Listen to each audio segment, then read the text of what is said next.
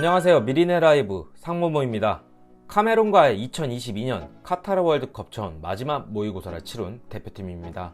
이번 월드컵은 중동에서 치러지는 첫 월드컵이기 때문에 여름이 아닌 가을에서 겨울로 넘어가는 시점에 치러집니다. 월드컵 때문에 각 리그도 잠시 휴식기를 갖게 되는데요. 오늘 경기에서 손흥민 선수가 A매치 2경기 연속골을 터뜨리고 정말 오랜만에 헤딩으로 득점에 성공을 했습니다. 사실 S급 클래스라고 불리는 선수들은 어디서든 두 가지 방법 이상으로 슈팅을 할 수 있는 장점이 있습니다. 호날두가 오른발의 헤딩이라면 손흥민은 헤딩보다는 오른발, 왼발 어디서든 강력한 슈팅을 날릴 수 있는 선수이기 때문에 프리미어리그에서 작년에 당당히 득점왕을 차지할 수 있었습니다. 아시아인 최초로 말이죠. 그리고 오늘 손흥민은 자신의 골을 만들면서 왼쪽 오픈 공간으로 길목을 열어주고 왼쪽으로 다시 들어오는 볼에 대한 세컨볼을 헤딩으로 따내며 정말 오랜만에 헤딩으로 득점을 성공했죠. 많은 분들이 손흥민을 보기 위해 대표팀 소집을 기다리고 이번 A매치 소집 기간에는 특히나 이강인이 대표팀에 소집되어 화제가 되었었는데요. 오늘 대표팀 선발 라인업에서 작은 정우영 선수가 카메라에 잡혔을 때 이강인 선수가 카메라에 많이 동시에 잡히긴 했는데요. 이번 A매치가 월드컵의 모의고사라면 모의고사답게 다양한 전술을 실험했어야 하지 않을까요? 왜 대한민국 국민들이 기다리던 이강인에 대해 주어진 기회는 짧은 시간밖에 없는 것인지 이와 관련된 내용 확인해 보도록 하겠습니다. 네, 저희가 작은 정우영 선수를 까는 게 아닙니다.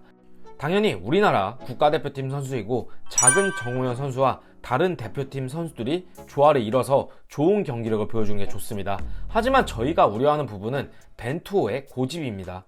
축구라는 게 혼자 하는 게임이 아니고 상대의 전술적 옵션에 따라 시간대별로 고전을 할 수도 있습니다.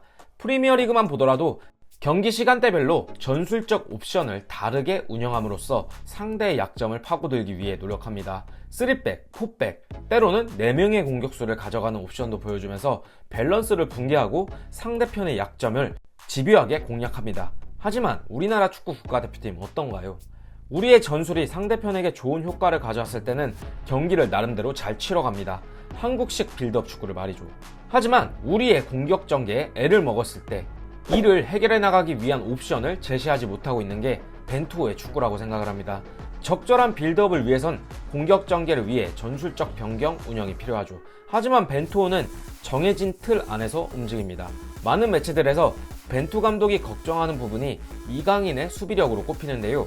지난 시즌 리그에서 이강인의 수비 가담에 대해 벤투가 원하는 만큼의 가담을 하지 않았기 때문이고 피지컬적으로 만족하지 못한다라는 게 일반적인 매체에서 언급하는 벤투가 이강인을 소집하지 않은 이유 중에 하나입니다. 하지만 이강인은 라이트윙, 세컨드 스트라이커, 센터 포워드로 오가며 자유롭게 공격할 수 있는 판을 깔아주고 있는 선수입니다. 이강인은 라리가에서 한 골에 3개의 어시스트로 팀 득점 66%에 공헌을 하며 마요르카의 신뢰에 결정적인 역할을 하고 있습니다. 이강인은 또한 2019년 국제축구연맹 20세 이하 월드컵에서 골든볼을 수상하며 인정받은 세계 최고의 잠재력을 갖고 있습니다.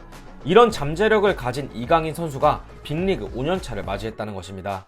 벤투 감독은 이번 9월 A매치 2연전을 앞두고 선수 명단을 발표하면서 이전과는 다른 스타일로 경기를 치르겠다라고 공언을 했습니다.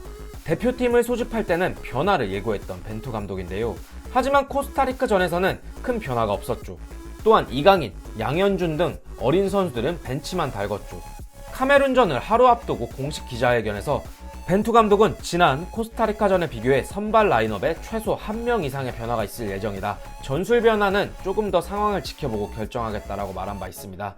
하지만 이번 경기에서 이강인은 선발 출전하지 않았습니다. 이강인은 이번 대표팀에 소집된 뒤 대표팀에 도움이 될 수 있다는 모습을 보여주고 싶은 마음이 크다면서 소속팀에서 팀에 도움이 되는 모습을 보인다면 다시 발탁될 것이라고 생각을 했다. 꾸준히 경기에 출전해서 경기력이 좋아진 것 같다. 항상 같은 마인드로 경기에 임하겠다라고 말을 했습니다. 또한 생애 첫 월드컵 출전 가능성에 대해 축구 선수로서 월드컵은 가장 출전하고 싶은 대회다. 그렇다고 월드컵 때문에 더 열심히 한 것은 아니다. 매 순간 발전하기 위해 최선을 다했다. 최고의 모습을 보이기 위해 노력한 것은 항상 같았다라고 인터뷰를 전했던 이강인 선수였습니다.